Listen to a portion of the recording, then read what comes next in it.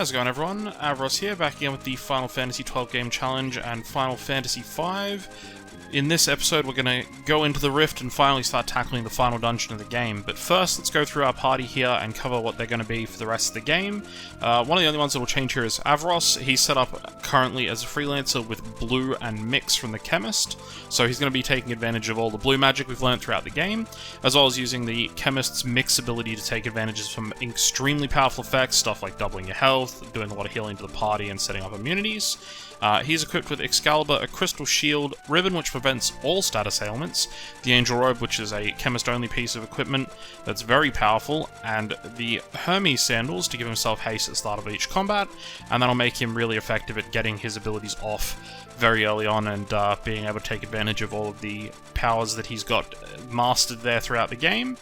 And next up, we have Lena, who is still set up as that very powerful mix of Spellblade and Rapid Fire, so she's also set up as a freelancer to take advantage of that, along with the Mastered Ninja ability for dual wield, allowing her to equip two weapons, so that Spellblade Rapid Fire can be most effective with those 16 hits that she's been using the whole entire time. She's level 37, Avros is 40. She's a bit lower level due to the fact that there was a whole section where she was in the castle before we fought one of the bosses there to get her back, so she ended up a few levels behind the rest of the party at this point. And she's got the Brave Blade, that strongest sword in the game, along with an Enhancer, which is an incredibly powerful sword as well. It buffs magic damage there.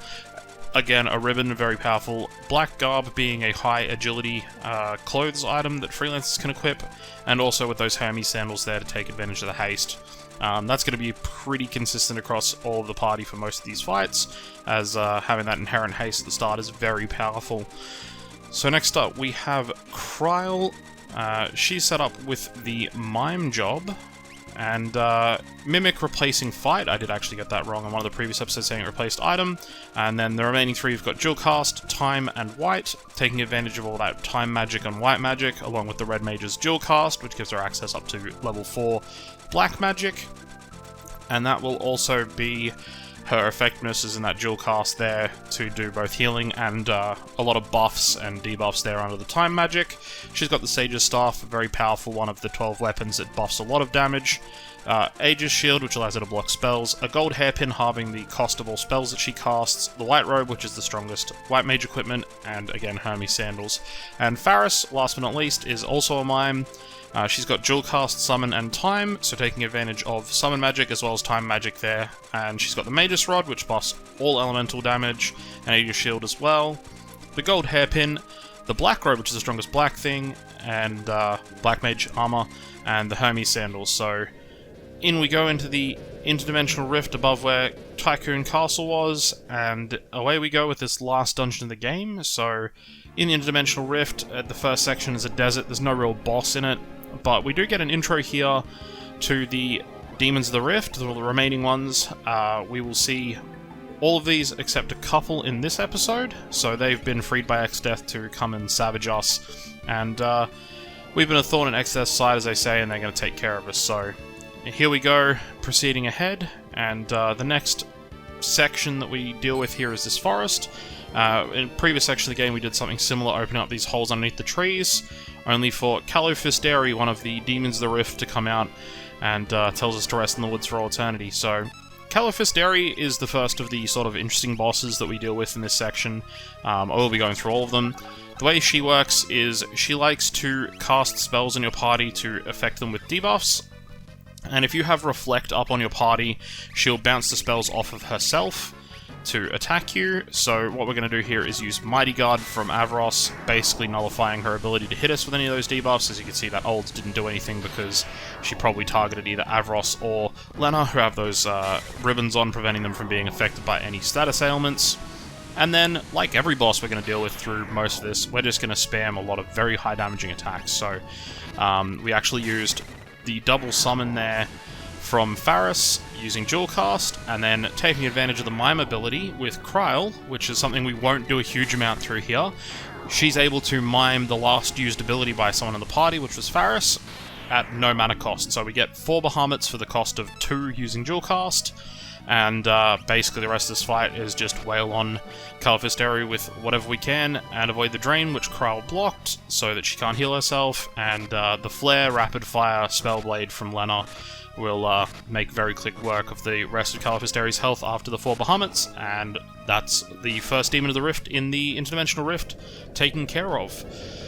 So, you'll see a lot of the tactics here is just wail with damage. There is some interesting things we will need to do to get past some of these bosses, and that brings us to our next one, speaking of interesting bosses. So, we've got this weird silhouette here, and this silvery metallic being wandering around here near the waterfall, and we're just going to give him his own special introduction here. So, this footage taken from Final Fantasy XIV is our introduction to our next boss, Omega. One of the 2 optional super bosses. Omega has a very interesting pattern to his attacks. So as you can see here on screen, for his first round of combat, he'll pick one of Atomic Ray, Delta Attack, or Blaster. And then for his second attack, Wave Cannon. And then one of Rainbow Wind, Flamethrower, or Atomic Ray. Then another Wave Cannon. Then without being interrupted by the ATB gauge at all, he will then resort to using either Delta Attack, Blaster, or Wave Cannon, followed by then Maelstrom, Earthquake, or Rainbow Wind. Then he'll use Search, which will save a target until his next turn, followed by Rainbow Wind, Flamethrower, or Atomic Ray on the Search target, followed by another Wave Cannon, and then returns to the start of his attack pattern there.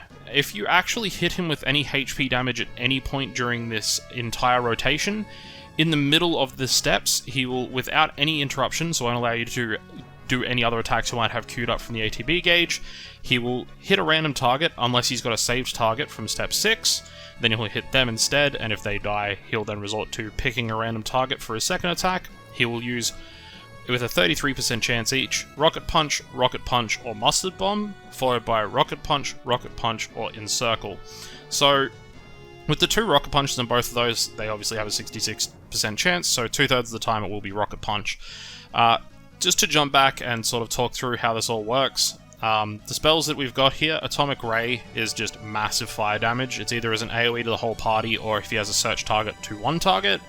Delta Attack is non-elemental damage. It's typically low from any other monster that can use it, but with Omega, it hits really hard and has a chance to do a Petrify. Blaster is either instant death or paralyze on a party member, so if it instant deaths him, dead outright, obviously, and paralyze means they can't take any actions, essentially being the same thing until the paralysis wears off, or is cured by something like Asuna. Wave Cannon is damage to the entire party, equal to half of that character's maximum HP, not current HP, as well as inflicting sap to drain their HP for the remainder of the fight. Rainbow Wind causes blind, silence, and sap on a target. Flamethrower is fire damage. We've seen this before. It's one of the blue magic spells that Avros has been using. Earthquake, similar to Earthshaker from Titan, but a more powerful version, completely avoided by Float, but does do heavy earth damage. Rocket Punch does half of the target's current HP and inflicts confusion. Mustard Bomb inflicts heavy non-elemental damage, as well as the sap status to a character. And Encircle removes you from combat. And it's not the same as being killed. Encircle just removes that character from combat. If you get hit by Encircle, that's it. That character is just gone. They cannot be brought back. You're down to 3 characters. And if he likes to use Encircle when you do HP damage, you can see how this optional super boss gets out of hand very, very quickly. So, seeing as we've covered everything Omega can do, let's watch the rest of his form changing here in Final Fantasy XIV and get on to how we actually deal with this optional super boss in Final Fantasy V. So we get a preemptive strike here thanks to one of the items Avros has equipped, which is the Zantetsuken sword from the ninja, and what he's going to do here is set Mighty Guard on the whole party, and then we're going to rely on Hastegar, with everyone floating now from Mighty Guard to prevent any damage from Earthquake. And we're just going to try and keep Lena alive as best we can here. She has on some other items to prevent any fire damage that she'll be taking, as well as any statuses that she might take. So now what we're relying on here is hoping that whatever happens to her, she survives, because she's the linchpin in defeating Omega here. So with the Thundaga Spellblade equipped, we're now ready to actually kill Omega outright. That's what we're going to do here. White Wind with Avros, make sure everyone's all topped up, as much health as possible. and just defend with Faris and Krull here. There's wave cannon coming out, doing a lot of damage, and Krull's going to dual cast just to keep everyone topped up with Curaga, make sure that everyone stays as healthy as possible for this next part, and when we get back to Lena's turn, we're going to see the true power of what this setup can do. It's a reason why we've set up Lena with the dual wielding and everything the way we have. Rainbow in there on Faris, and here it comes. Hitting for massive damage 16 times, because Omega does have a natural shell which reduces damage he would take, but 16 thunder-based hits, which is his elemental weakness, does actually help out a lot with making sure he goes down. The upside being is that one rapid fire counts as 16 HP attacks, but Omega can only do so many in a row, so he hit with Mustard Bomb and tried to encircle and stuff there, and gave us enough time to get around to Lena for a second round of the Rapid Fire Spellblade, which is enough to deal enough damage to take out Omega, and that is the first of our optional super bosses dealt with. So, Omega, very tricky if you don't come in with a planned strategy from the obvious sort of combat diagram I was going through before, and once he's defeated, he drops the Omega badge. And you might be thinking, oh, that seems really good, it's an optional super boss, drops an item, what exactly does that do? So, I'll show you exactly what the Omega badge is. I'm just looking for it here in my inventory, and didn't see it on the scroll down there, and decided to go and check rare items. It's not actually one of your rare/key items, it's one of the regular items, and I just didn't spot it on my way through initially, but I do find it this time just looking through quickly, and when we find it here in a second, there it is, there's the Omega badge, recognizing wisdom, strength, and courage surpassing that of the ancients. That's it.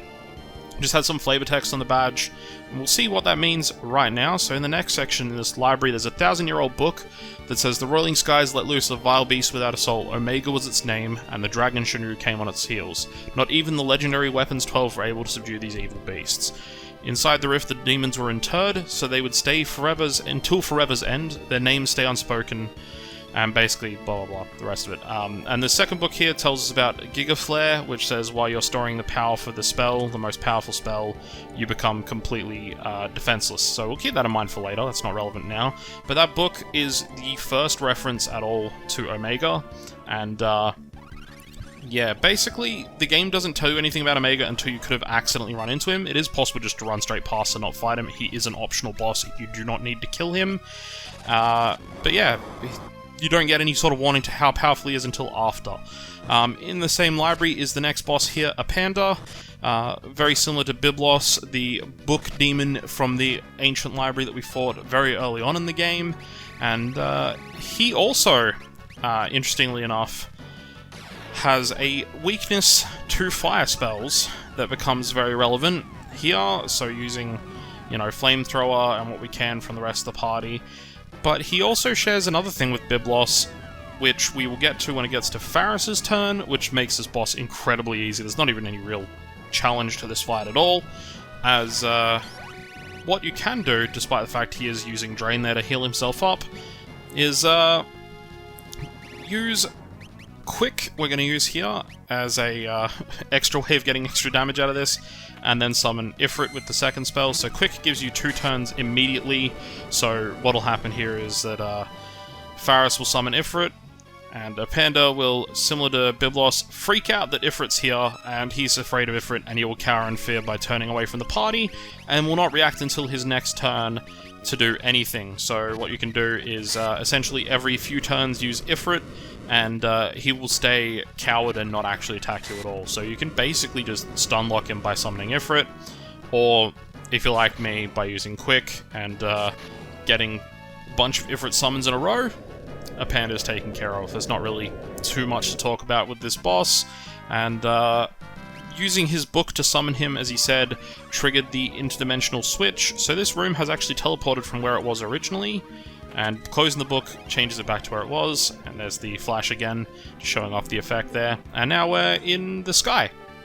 So following the sky path, you find a lovely sky castle, which we're going to enter here, and find some more demons of the rift, so just showing off some of the interior of this castle, and down we go to the dungeon, and there's a bunch of old men locked up in this cell. So in we go and find out that it's actually an enemy. Here's another one of the Demons of the Rift, Alte Rote, and there's a few of them in here. They're very resilient, and they also have a chance to cast Encircle, similar to Omega.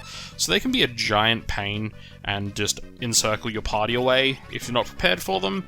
And the other thing, if you're not prepared for them, is they will actually transform, once they've taken enough damage, into a Jura Avis. And the Jura Avis is a very powerful dragon, but doesn't have the heavy status and is immediately taken care of by Odin's Zentetsuken, which will just remove him immediately. Red slippers in this cell here in the chest. There's some other dancer gear in that other one there. We're not using dancers, so I'm not too worried. These two old men are chasing me around the cells though, so we'll take care of them. All of these are the same Alterote. They've got very good avoidance to physical attacks, so rapid fire being probably the easiest way to take care of them here. The other option you've got in dealing with them is to prevent them from using Encircle entirely by berserking them, so that all they can do is do melee attacks. However, Berserk has a weird bug in Final Fantasy V where it prevents combat scripting from working properly, so if you do that, they won't transform into the Jura Avis, which won't drop you the Dragon's Fang, or if you're using any sort of stealing with Mug or, steel, you can't steal Dragon Lances from them for Dragoons. Apart from that, there's really not a huge challenge here in either the Alterote or the Jura Avis. The Jura Avis being 100% less of a threat because of the fact that Odin can just take them out in a single attack.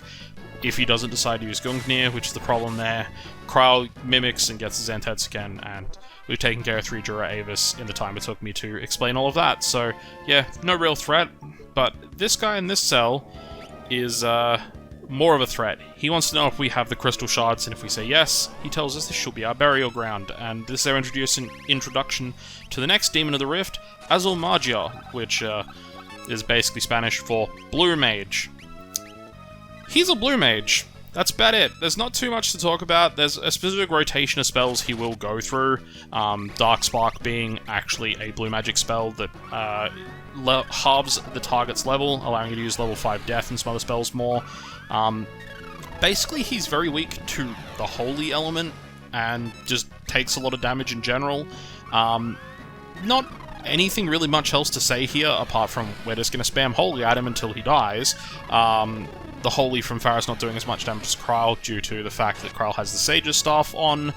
The only other thing worth mentioning about Azul Magia is he doesn't know every blue magic spell, and if you have a blue mage in your party and you use a blue magic spell he does not know on him, he will learn it, and then he will immediately use that spell. One of the spells he doesn't know is the bomb's blue magic Self-Destruct, which kills you when you cast it. So you can just use Self-Destruct with a blue mage on Azul Magia, and then he'll just Self-Destruct himself, immediately dying, taking out one of your party members in the process, but ending this fight basically from the get-go.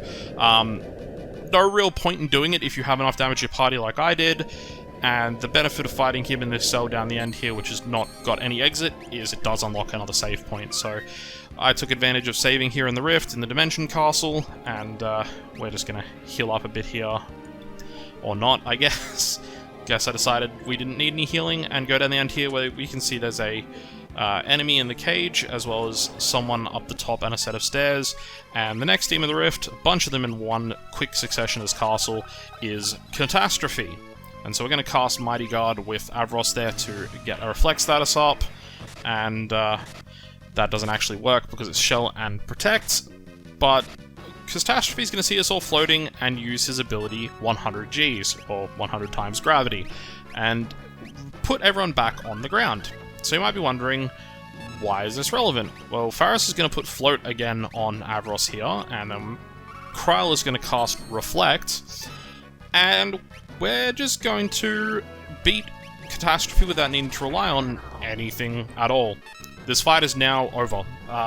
Catastrophe doesn't like people floating because one of his biggest attacks he uses is Earthquake, and if you're floating in the air, he will hit you with that 100 Gs to put you on the ground, so his Earthquake will hit.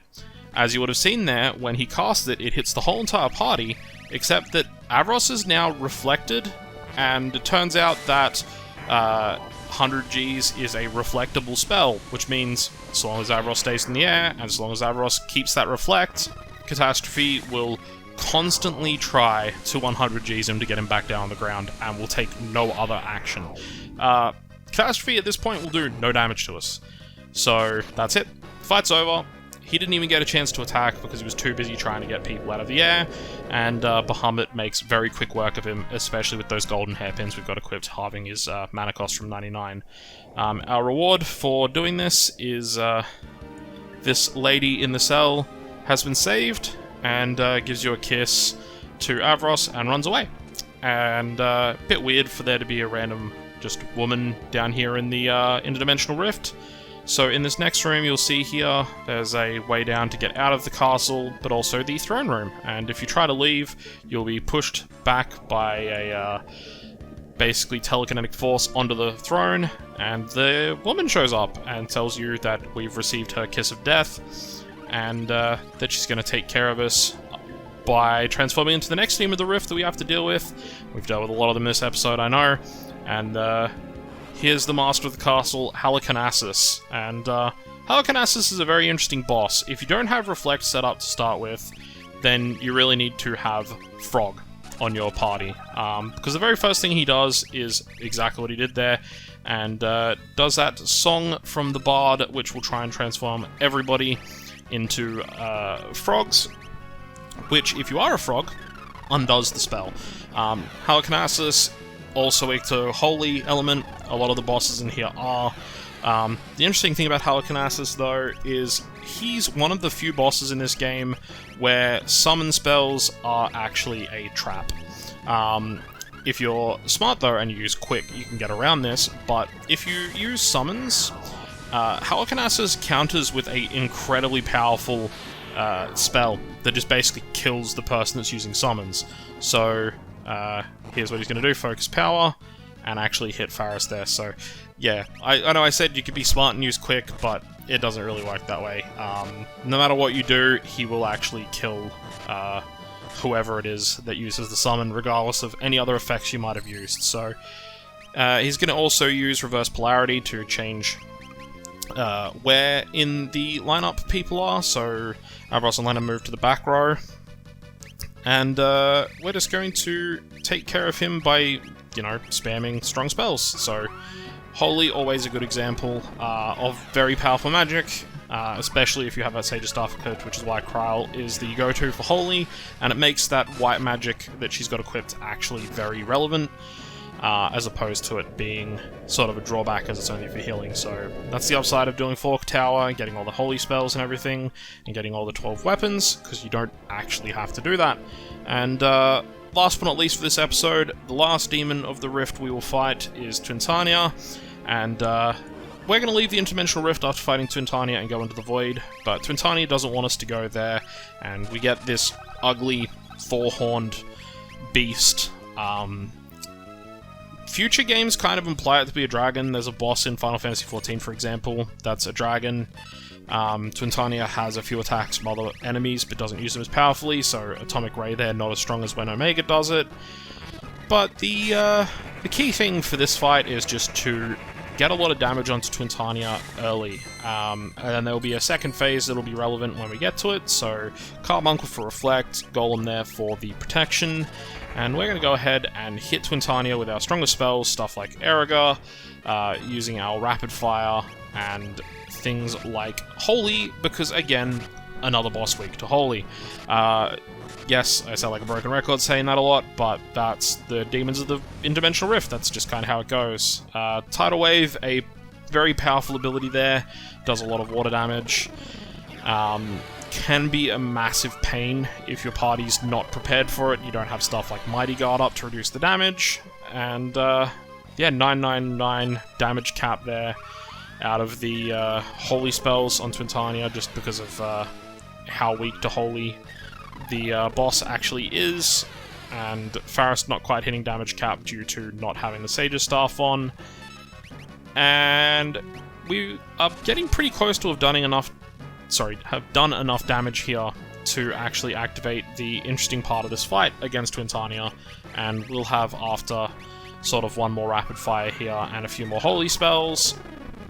So, Kral hitting those holies, again, getting those massive damage cap numbers there, and killing Twintania. So that's the end of that fight, and we didn't get to see the interesting part. So, did way too much damage there to actually show it off, but Twintania is the boss that actually casts Giga Flare. So the book that tells us about Giga Flare making you completely defenseless is in reference to Twintania. So Twintania's second phase there if you don't do that much damage, and here we go teleporting into the void. So Twintania, if you don't do that much damage, will actually start casting Giga Flare and make herself completely defenseless, which removes the heavy status and makes her vulnerable to instant death spells. So you can just summon Odin and take care of Twintania without any problem. And that's the second phase of that fight, which we completely skipped. So thank you for watching in this episode, and we'll catch you in the next one where we clear through the void and get our way to Exdeath. So thanks for watching.